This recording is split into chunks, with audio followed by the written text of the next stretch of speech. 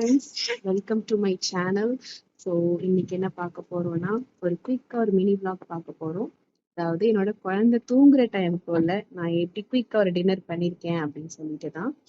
So end of the வீடியோவில் நான் குக்கிங்க்கு அப்புறம் கிச்சனை எவ்வளோ மிஸ்ஸி ஆக்கியிருக்கேங்கிறதையும் நான் இதில் அட்டாச் பண்ணுறேன். ஸோ இன்னைக்கு என்ன டின்னர் பண்ண போறேன்னா, பொங்கல் தேங்காய் சட்னி. ஸோ அதுக்கு ஃபர்ஸ்ட் பொங்கலுக்கு பச்சரிசியும் பாசிப்பயிறு நல்லா வாஷ் பண்ணிட்டு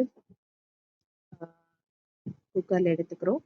தேவையான அளவு தண்ணி ஊற்றி பச்சை மிளகாய் இஞ்சி போட்டுட்டு கல்லுப்பு போட்டுட்டு குக்கரை க்ளோஸ் பண்ணி அடுப்பில் வச்சாச்சு, விசிலையும் வச்சாச்சு. ஸோ குக் ஆகிற கேப்புக்குள்ள நம்ம தேங்காய் சட்னி பண்ணிடலாம்னு சொல்லிட்டு தேங்காய் பத்தையை கட் பண்ணிக்கிட்டு பச்சை மிளகாய் இஞ்சி இது எல்லாத்தையும் வாஷ் பண்ணிட்டு மிக்சியில போட்டுக்கலாம்.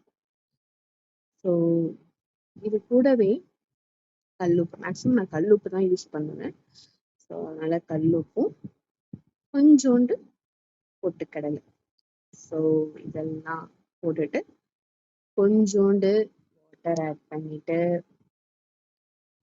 அரைச்சி எடுத்துக்கலாம். ஸோ இதான் ரெடி ஆயிடுச்சு சட்னி. தாளிச்சுக்கலாம். கொஞ்சோண்டு எண்ணெய் ஊற்றி கடுகு கருவேப்பிலை போட்டு தாளிச்சு சட்னியில போட்டுக்கலாம்.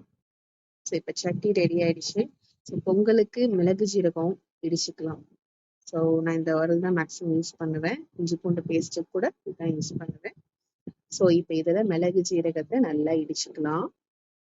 ஸோ இது நான் வந்து எப்பவுமே இன்ஸ்டண்ட்டாக மிளகு ஜீரகமாக இருக்கட்டும், இஞ்சி பூண்டு பேஸ்ட்டாக இருக்கட்டும், எதுவாக இருந்தாலும் இதில் தான் இடிச்சு எடுத்துப்பேன். ஸோ எடுத்து இதையும் நெய்யில் நல்லா தாளிச்சுக்கலாம். தாளிச்சுட்டு பொங்கலில் போட்டுக்கலாம். ஸோ நல்லா கிளறி விட்டாச்சு. வேணும்னா எக்ஸ்ட்ரா நெய் கூட ஆட் பண்ணிக்கலாம். ஸோ இதான் என்னோட டின்னர் பிளேட். ஸோ நான் கிச்சனை காட்டுறேன் பாருங்க, எவ்வளோ மெஸ்ஸி ஆக்கியிருக்கேன் பார்த்தீங்களா. நியூ மாமோட லைஃப்ல இப்படி கிச்சன் இருக்க சகஜம் தானே கைஸ்.